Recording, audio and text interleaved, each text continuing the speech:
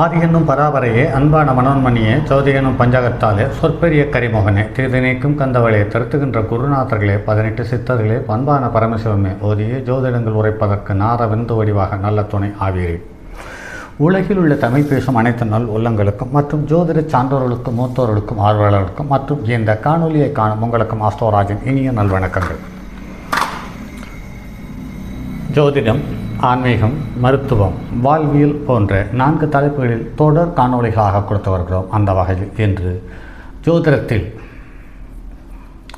மேலும் ஒரு பதிவு.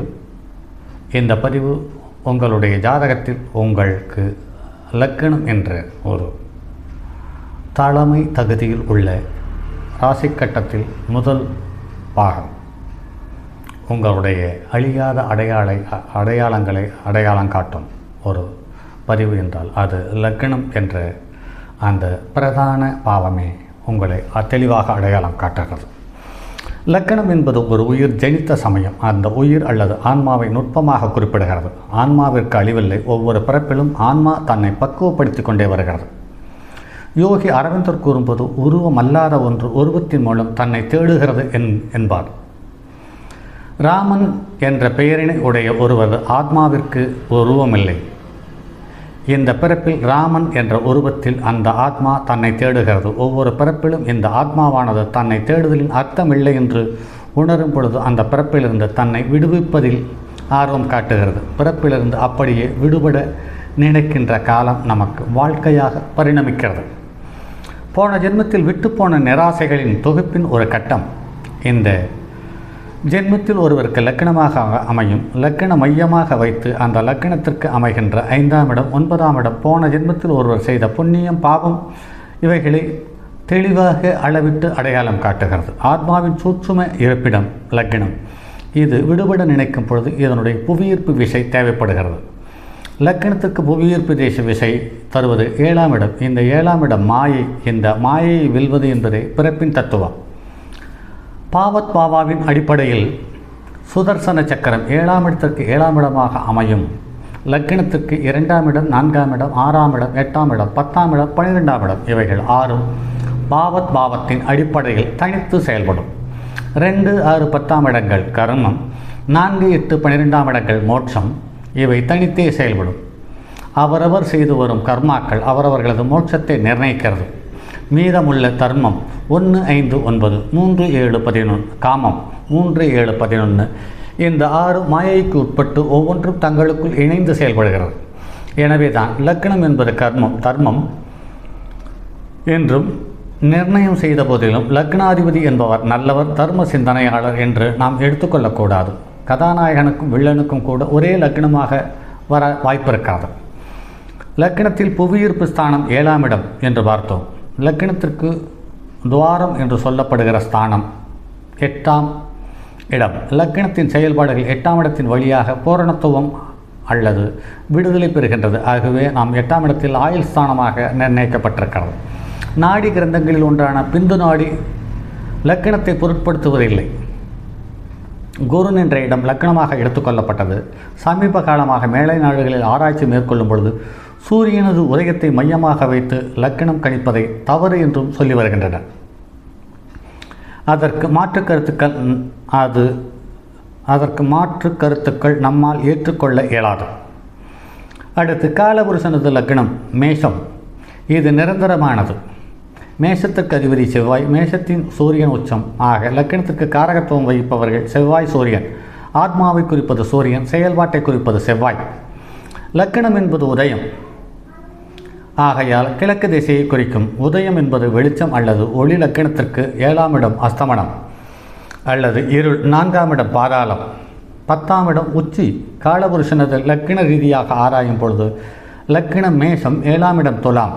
இதில் சனி உச்சம். சனி என்பவர் இருளை குறிப்பவர். 4ஆம் இடம் கடகம் சந்திரன். இவர் பாதாளத்தை குறிப்பவராகார். இதனுடைய விளக்கம் என்று பார்க்கும் பொழுது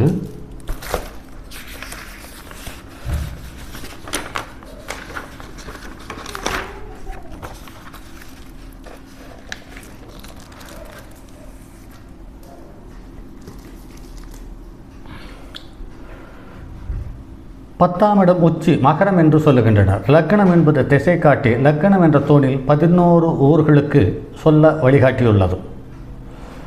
அவர்கள் செய்த கர்மாக்களின் அடிப்படையில் அவரவர் தங்களுக்கு வேண்டிய வழியை அல்லது திசையை தேர்ந்தெடுக்கின்றனர். லக்கணத்தை அடிப்படையாக வைத்து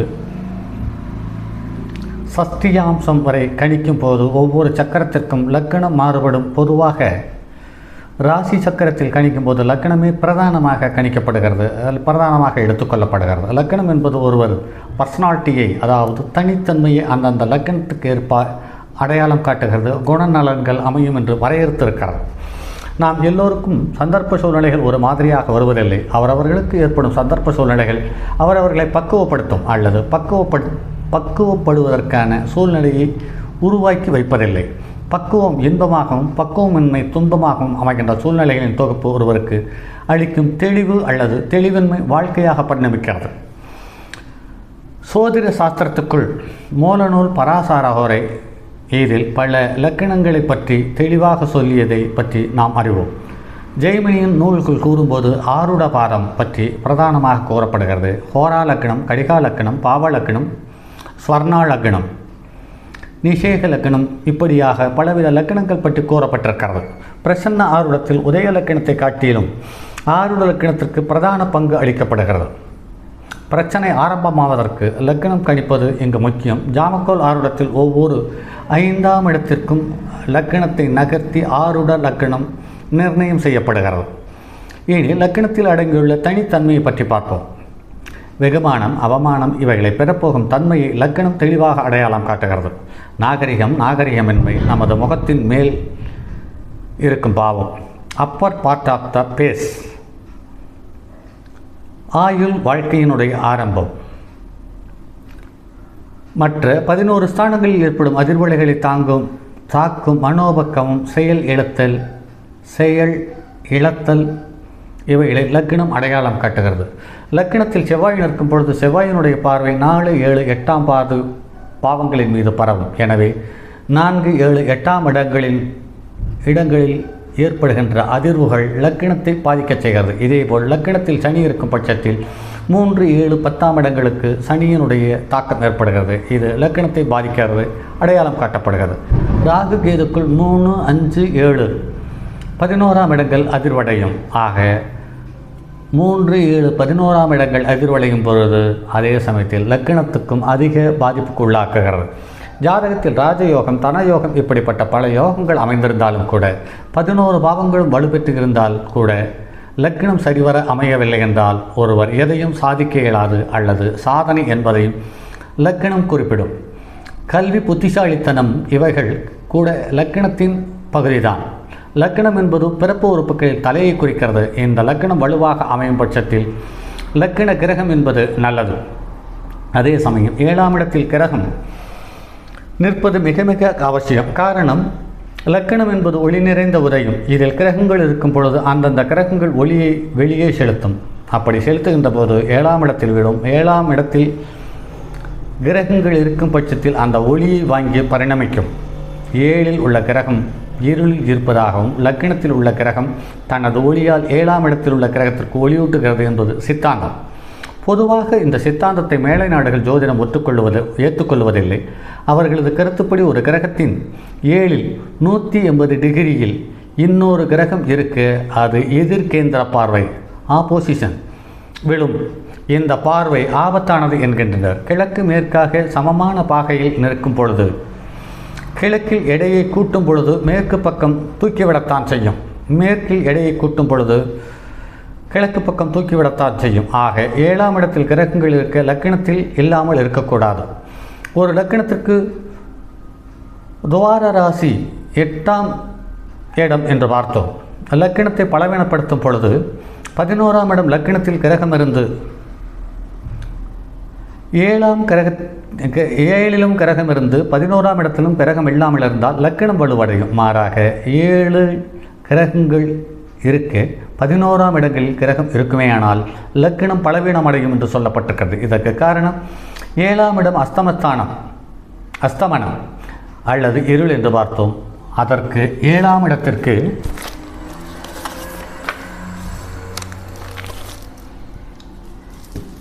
திரிகோண ராசிகள் என்று பார்க்கும் பொழுது 11, 3, 7 இந்த 3 இடங்கள் முழு இருட்டு என்றால் 11, 3 இடங்கள் ஓரளவு இருட்டாகவே இருக்கும் என்பது இதனுடைய கருத்து. லக்கினம் கூடுமானவரை லக்கினத்தில் கூடுமானவரை கிரகங்கள் இருப்பது நல்லது என்றும், மாறாக ஒன்றுக்கு மேற்பட்ட கிரகங்கள் லக்கினத்தில் இருக்கும் பொழுது லக்கினம் சலனமடைகின்றது. லக்கினத்தில் சூட்சுமஸ்தானத்தில் இருக்கும் ஆத்மாவிற்கு பக்குவம் கிடைப்பதில்லை. லக்கினத்தில் எந்த ஒரு கிரகங்கள் இல்லாமல் இருந்தாலும், லக்கினத்தில் ஏதாவது கிரகங்கள் இருந்தாலும் அந்த லக்கினத்திற்கு சூரியன் செவ்வாய் காரகத்துவம் வசிப்பார்கள். லக்கினத்தில் 2ற்கு மேற்பட்ட கிரகங்கள் இருக்க அந்த லக்கினத்தில் சுக்கிரன் அல்லது சந்திரன் காரகத்துவம் வசிப்பார்கள். கொஞ்சம் அட்வான்ஸ் தியரிதான், இருந்தாலும் தெரிந்து கொள்ளலாம். லக்கினத்தில் 1க்கு மேற்பட்ட பாபக்கிரகங்கள் நிற்க அந்த ஜாதகன் சூரியன் செவ்வாய் ஆதிபத்தியங்கள் பலவீனம் அடையும். லக்கினத்திற்கு காரகத்துவம் வசிக்கும் சூரியன், லக்கினத்தின் அதிபதி செவ்வாய். பொதுவாக எந்த ஒரு பாவத்தின் அதிபதியும் தனது பாவத்தை பார்க்கும் பொழுது அந்த பாவம் சிறப்படையும் என்பது விதி. லக்னாதிபதி பார்ப்பது விசேஷம். மகர லக்கணத்திற்கு 4ஆம் இடத்தில் சனி இருக்கும் பொழுது 10ஆம் பார்வையாக லக்கினத்தை பார்க்கும். லக்கினத்திற்கு உண்டான மதிப்பு, மரியாதை, பொருளாதாரம் இவைகள் சிறப்படைய சனி துணை புரிவார்.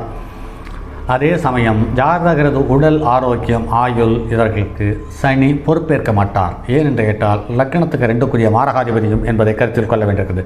சனி மேசத்தில் நீச்சம் பெற்றதால் பலமான பாதிப்புகளையே தருவதில்லை என்றாலுமே கூட லக்னாதிபதி லக்கினத்தை பார்ப்பது சிறப்பு என்பது என்று எனும் பட்சத்தில் யோகத்தை தந்தாலுமே கூட உடல்நலம், கௌரவம், மரியாதை, ஒழுக்கம் சார்ந்த விஷயங்கள் பலமான ஏற்ற இறக்கத்தை நீச்சம் பெற்ற சனி தந்து விடுகிறது என்பதை நடைமுறையில் பார்க்க முடிகிறது. லக்னாதிபதியும் லக்னத்தில் செவ்வாய் இருக்கும் பொழுது 4ஆம் இடத்தை செவ்வாய் பார்த்து விடுகிறான். அந்த வகையில் கல்வி, வீரம், வசதி வாய்ப்புகள் கொடுக்க செவ்வாயினால் மட்டுமே இயலும். 10ஆம் இடத்தில் உச்சமடைந்த செவ்வாய் ஜாதகரை இரத்த காயங்கள், மேஜர் ஆபரேஷன் இவைகளையும் ஏற்படுத்திவிடவே செய்கிறது. லக்கினத்தில் 30 பாகைகள் வழக்கம். இந்த 30 பாகையில் 29 பாகைக்கு மேலுள்ள கிரகங்களின் அமைந்தால் அது ஆத்மகாரகன் என்ற அந்தஸ்தை பெறுகின்றார். அதாவது ஜெயமினியின் கருத்து லக்கினத்தில் திரிகோணம். முதல் திரைகணம் ஒருவது உடல் அமைப்பில் தலையை குறிக்கும், 2வது திரைகணம் கழுத்து பகுதியை குறிக்கும், 3வது திரைகணம் இடுப்பு எலும்பை குறிக்கும் என்று சொல்லப்பட்டிருக்கிறது. லக்கினம் என்பது தலை. இந்த தலையில்தான் மூளை. இந்த மூளையில் உள்ள பீட்டா, அல்பா, தீட்டா மற்றும் டெல்டா போன்ற பகுதிகள் உள்ளன. இந்த லக்கினத்தில் மூளை ஸ்தூலம். இதில் உள்ள 4 பாகங்களையும் இயக்க வைப்பது 2ஆம் இடம். 3ஆம் இடம் மூளையில் குழப்பத்தையும், 4ஆம் இடம் சுகத்தையும் உருவாக்கும். லக்கினம் மற்ற 11 ஸ்தானங்கள், கிரகங்களின் அமைப்பு, இவைகள் திசைகள் இவைகளை வைத்து ஒருவரது மூளையின் செயல்பாட்டை தெளிவாக கண்டுபிடித்து விட முடியும் என்பதை நடைமுறையில் பார்க்கிறோம். சரி நண்பர்களே, மற்றும் அடுத்தது ஒரு பதிவில் சந்திப்போம். அதுவரை உங்களிடமிருந்து விடைபெறுவது உங்கள் அன்பு நண்பன் எம் ராஜரத்தினம். இந்த காணொலியை பார்க்கும் நண்பர்கள் உங்களுக்கு பிடித்திருக்கும் பட்சத்தில் இந்த பதிவுகளை கண்டிப்பாக பகிருங்கள். இந்த தகவல்களை இன்னொரு மனிதன் தேடிக்கொண்டிருக்கலாம் அல்லது இந்த தகவலுக்காக காத்திருக்கலாம் என்று கருத்தில் கொண்டு இந்த பதிவுகளை காணும் நீங்கள் உங்களுடைய நண்பர்களுக்கோ அல்லது பொது வலைதளத்திலேயோ அல்லது முகநூலிலேயோ பகிருங்கள். கண்டிப்பாக யாராவது ஒருவருக்கு இந்த தகவல் தேவைப்பட்டிருக்கும் என்பதை கருத்தில் கொள்ளுங்கள். மற்றும் அடுத்தது ஒரு பதிவில் சந்திப்போம். அதுவரை உங்களிடமிருந்து விடைபெறுவது உங்கள் அன்பு நண்பன் எம் ராஜரத்தினம்.